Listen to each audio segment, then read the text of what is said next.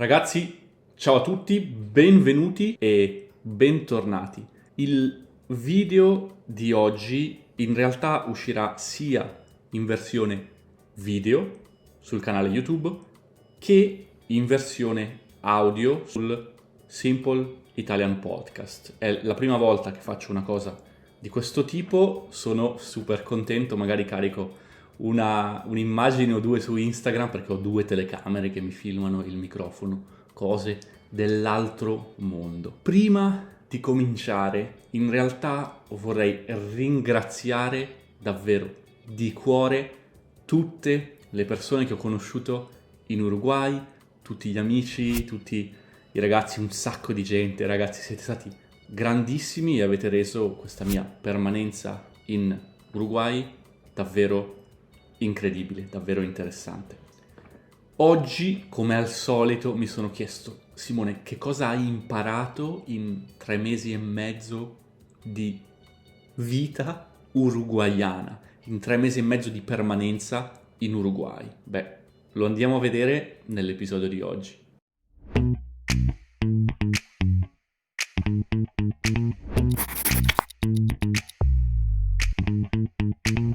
Punto numero 1, e lo ripeterò sempre, ragazzi: il mondo è uno specchio. Ovvero, secondo me, non è importante dove sei, cosa fai o con chi sei, ma il modo in cui noi ci poniamo al mondo, il modo in cui ci relazioniamo con le altre persone. In generale, se ci poniamo in una posizione di umiltà, di apertura verso gli altri, verso il mondo, sicuramente ce la passeremo bene, sicuramente vivremo tantissime belle esperienze, tante esperienze interessanti. Ecco perché è molto più importante il modo in cui noi ci relazioniamo al mondo che il posto in cui siamo. Quindi umiltà, apertura, e saranno le belle esperienze a venire a cercarci e non noi a dover andare a caccia di chissà quale cosa da fare, chissà quale avventura incredibile. Punto numero 2, ragazzi, sicuramente la cultura uruguaiana. L'Uruguay è pienissimo di discendenti di italiani. Io non lo sapevo che era così in Argentina, dove ero stato tante volte. Non sapevo che anche in Uruguay fosse la stessa cosa. Forse proprio per questo che mi sono sentito un po' come a casa, potremmo dire, qui in Uruguay, perché culturalmente tante cose sono simili, diciamo. A partire dal cibo, no? Qui mangiano la milanesa, come anche in Argentina, come anche in realtà in Austria mangiano una schnitzel. E sia la milanesa, che come dice il nome viene da Milano, che la schnitzel in realtà è arrivata in Austria perché, non mi ricordo adesso in quale secolo, ma l'imperatore austriaco arrivato a Milano ha provato la bistecca alla milanese, gli è piaciuta un sacco, l'ha importata in Austria e poi da lì si è diffusa, ed è molto più diffusa in realtà oggi in Austria che non a Milano. C'è anche una differenza perché a Milano la bistecca impanata, la chiamiamo noi, o la bistecca alla milanese, è con l'osso, ha una parte di osso. Comunque, tornando all'Uruguay, anche qui in Uruguay, a Montevideo, si trovano torte salate in ogni angolo, che per noi in Italia è una cosa un po' più casereccia, potremmo dire, cioè è qualcosa che fa la mamma a casa, la nonna, che è difficile che vendano nei supermercati. La tradizione degli gnocchi, che anche qui in Uruguay esiste, c'è la tradizione di mangiare gli gnocchi il 29 del mese qui in Uruguay. Non so da dove arrivi, perché in Italia noi mangiamo gli gnocchi, ma non c'è un giorno specifico in cui ci mettiamo a mangiare gli gnocchi. Quindi è molto interessante per me che sia rimasto il 29. Domanda a tutti gli amici uruguaiani che stanno guardando il video o che stanno ascoltando il podcast: ma in un anno bisestile, ragazzi, a febbraio Niente gnocchi? Cioè, cosa fate? O anticipate di un giorno al 28 di febbraio? Scrivetemi nei commenti se guardate il video o per email se state ascoltando il podcast. Punto numero 3, ragazzi, non dobbiamo mai dare per scontato quello che abbiamo, che sembra la classica frase che dice sì, certo Simone, non diamo per scontato quello che abbiamo. Però è importante perché vivendo qua e avendo passato praticamente 3 mesi e mezzo principalmente a parlare spagnolo, a parte ovviamente qualche riunione di lavoro perché lavoro in tedesco, ma il 90% della mia vita ovviamente è stata in spagnolo, mi sono reso conto di quanto linguisticamente sia un vantaggio vivere in Europa, perché in Europa in ogni angolo si parla una lingua diversa. Se prendi la macchina da Graz, in 2 ore sei in Slovenia, parli sloveno, in 3 ore sei in Italia, in 3 ore sei anche in Ungheria, in 2 sei a Bratislava e si parla ancora un'altra lingua, in 2 e mezza, 3 sei in Repubblica Ceca.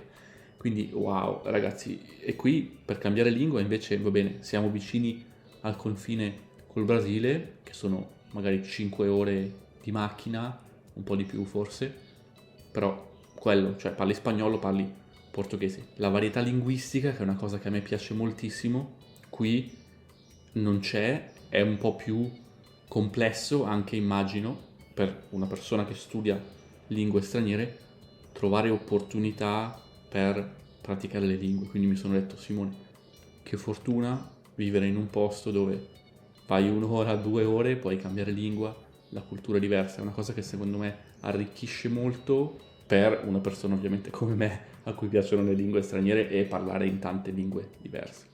La stessa cosa, ad esempio, mi è successa per i libri. Io volevo comprare dei libri in altre lingue, in realtà non li ho trovati. Di nuovo, se c'è qualcuno di Montevideo che mi sta guardando, ragazzi, dove compro libri in, non lo so, anche solo in portoghese o in francese o in inglese? A Montevideo, perché ho trovato delle librerie bellissime, mi sono innamorato delle librerie, ci sono tantissime librerie a Montevideo, ragazzi, non ho mai visto una città con così tante librerie, tutte piccoline, carine, librerie di quartiere, molto belle, tenute molto bene, però ovviamente è tutto in spagnolo perché la gente qui parla spagnolo. Punto numero 4, ragazzi, essere riconoscente. Ho imparato, non è vero, sto imparando a essere un po' più riconoscente, nel senso che, caspita, mi rendo conto della fortuna che ho a poter vivere in qualunque luogo del mondo, a poter viaggiare, a poter vivere delle esperienze come l'esperienza che ho vissuto qui in Uruguay, che arricchisce tantissimo.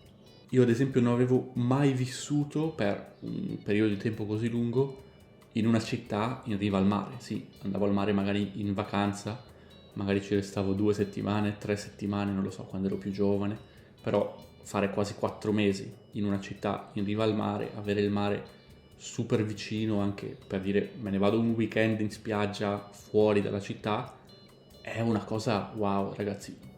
Tutta la gente di Montevideo che ci guarda, sappiatelo ragazzi, è una fortuna grossa. Quindi essere riconoscente, sono riconoscente, dico grazie perché è stata un'opportunità splendida. Imparare dagli altri, ragazzi, e qui parliamo di mate, perché